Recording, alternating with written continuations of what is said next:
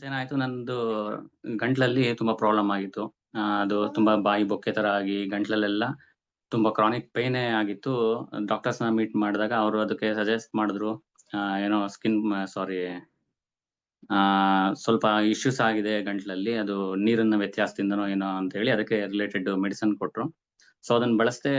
First ರೇಖಿನಲ್ಲಿ ನಾನು heal ಮಾಡ್ಕೊಂಡೆ. ಅದು ಏನೇ ಆಗ್ಲಿ ಫಸ್ಟ್ ನಾನು ರೇಖಿನಲ್ಲಿ ಹೀಲ್ ಮಾಡ್ಕೊಂಡು ನೆಕ್ಸ್ಟ್ ಫರ್ದರ್ ಅದ್ರಲ್ಲಿ ಆಗ್ಲಿಲ್ಲ ಅಂದಾಗ ಡಾಕ್ಟರ್‌ನ ಮೀಟ್ ಮಾಡೋಂತ ಅಭ್ಯಾಸ. ಸೊ ರೇಖಿನಲ್ಲಿ 15 ಡೇಸ್ ಮಾಡ್ಕೊಂಡೆ, ಆಗ್ಲಿಲ್ಲ. ಮತ್ತೆ ಜಾಸ್ತಿ ಆಯ್ತು. ಡಾಕ್ಟರ್‌ನ ಕನ್ಸಲ್ಟ್ ಮಾಡ್ದೆ. ಡಾಕ್ಟರ್ ಅದಕ್ಕೆ ಮೆಡಿಸಿನ್ ಕೊಟ್ರು. ಬಟ್ 1 ತಿಂಗಳಾದ್ರೂ ಕೂಡ ಅದು ಕಡಿಮೆ ಆಗ್ಲಿಲ್ಲ. ನನ್ಗೆ ಆಗ ಅನ್ನಿಸ್ತು ಈಲಿ ಇದೆ, ನಾನು ಏನಕ್ಕೆ ಬಳಸ್ಕೊಳ್ತಾ ಇಲ್ಲ ಅಂತ. ಸೊ ಈಲಿನ ಟ್ರೈ ಮಾಡ್ದೆ.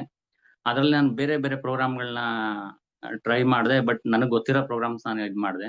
ಆದ್ರೆ ನನಗೆ ಅದ್ರಲ್ಲೂ ಕೂಡ ಏನು ರಿಸಲ್ಟ್ ಸಿಗ್ಲಿಲ್ಲ. ಒನ್ಸ್ ನಾನು ಮತ್ತೆ ಬೇರೆ ಡಾಕ್ಟರ್ ಕನ್ಸಲ್ಟ್ ಮಾಡಿದಾಗ ಅವ್ರು ಹೇಳಿದ್ರು, ಇದು ನೀರಿಂದ ಆಗಿರೋ ವ್ಯತ್ಯಾಸ ಅಲ್ಲ. ಇಂಟೆಸ್ಟೈನಲ್ಲಿ ನಿಮ್ದು ಫೈಬರ್ ಅಂಶ ಕಡಿಮೆ ಆಗಿದೆ. ಹಂಗಾಗಿ ಅದು ಇಲ್ಲಿ ರಿಫ್ಲೆಕ್ಟ್ ಆಗ್ತಾ ಇದೆ ಅದ್ರ ಪೇಯ್ನು ಅಂತ ಹೇಳಿ ಹೇಳಿದ್ರು. ಸೊ ನಾನು ಓ ಹೌದಾ! ಹಾಗಾದ್ರೆ ಇಂಟೆಸ್ಟೈನ್ ಪ್ರೋಗ್ರಾಮ್ ಇದೆಯಲ್ಲ ಹೀಲಿನಲ್ಲಿ ಅಂತ ಹೇಳಿ intestine program, small intestine program ಹಾಕಿ ರನ್ ಮಾಡ್ದೆ. ಜಸ್ಟ್ ಒಂದು 10 ಆರ್ 15 ಮಿನಿಟ್ಸ್ ಅಷ್ಟ್ ನಾನು ರನ್ ಮಾಡಿದ್ದು. ಅದು 55 ಮಿನಿಟ್ಸ್ ಏನೋ ಪ್ರೋಗ್ರಾಮ್ ಇದೆ. ನಾನು 15 ಮಿನಿಟ್ಸ್ ಆಗಿದೆ ಅಷ್ಟೇ. ಅದು ರನ್ ಆಗ್ತಾ ಇದೆ. ಎಷ್ಟು ನೀಟಾಗಿ ನಂದು ಈ ಗಂಟಲಿನ ಭಾಗದಲ್ಲಿ ಕ್ಲಿಯರ್ ಆಗ್ತಾ ಬಂತು ಅಂತ ಅಂದ್ರೆ ಮಿರಾಕಲ್. ನನಗೆ ಇಷ್ಟೊಂದು ತುಂಬಾ ಪೇನ್ ಇದ್ದಿದ್ದು ಈವನ್ ಮಾತಾಡಕ್ಕೂ ನನ್ ಕೈಲಿ ಆಗ್ತಿರ್ಲಿಲ್ಲ. ಅಷ್ಟು ತುಂಬಾ ಪೇನ್ ಇತ್ತು. ಮತ್ತೆ ಅಷ್ಟು ಸಫರ್ ಪಡ್ತಾ ಇದ್ದೆ ಅದ್ರಲ್ಲಿ. ಬರೀ 15 ಮಿನಿಟ್ಸ್ ಒಳಗಡೆ ನಂದು ಆಲ್ಮೋಸ್ಟ್ 60-70% ಗಂಟ್ಲಿನ ಭಾಗದ್ದು ಪೇನು ಎಲ್ಲವೂ ಕೂಡ ಕ್ಲಿಯರ್ ಆಯ್ತು. ಈವನ್ ಉಗುಳು ನುಂಗಕ್ಕೂ ನಂಗೆ ಆಗ್ತಿರ್ಲಿಲ್ಲ. ನೀರ್ ಕುಡಿಯಕ್ಕೂ ಆಗ್ತಾ ಇರ್ಲಿಲ್ಲ.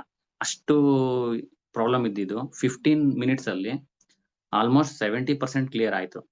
ಇನ್ನ 55 ಮಿನಿಟ್ಸ್ ಆ ಪ್ರೋಗ್ರಾಮ್ ಏನು ಕೊನೆಗೊಳ್ತು ಅಷ್ಟ್ರಲ್ಲಿ ಆಲ್ಮೋಸ್ಟ್ ನಾನು ತುಂಬಾ ಅದ್ರ ಸಫರಿಂದ ಹೊರಗಡೆ ಬಂದೆ.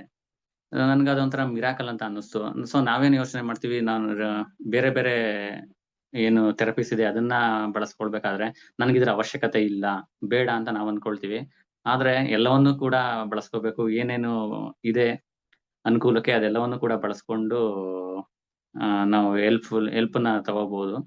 ಸೊ ಇದ್ರ ಬಗ್ಗೆ ತುಂಬಾ ನನ್ಗೆ ಏನು ನಾಲೆಡ್ಜ್ ಇದೆ ಅದೆಲ್ಲವನ್ನೂ ಕೂಡ ನಮ್ಗೆ ಶಿವಯೋಗಿ ಸರ್ರೇ ನನ್ಗೆ ಅದ್ರಿಗೆ ಗೈಡ್ ಮಾಡಿ ಯಾವ್ಯಾವ ಪ್ರೋಗ್ರಾಮ್ ಬಳಸ್ಕೋಬಹುದು, ಹೇಗ್ ಬಳಸ್ಕೋಬಹುದು ಅನ್ನೆಲ್ಲ ಅವರೇ ಕೂಡ ಗೈಡ್ ಮಾಡಿದ್ದು. So thanks to Shivayogi.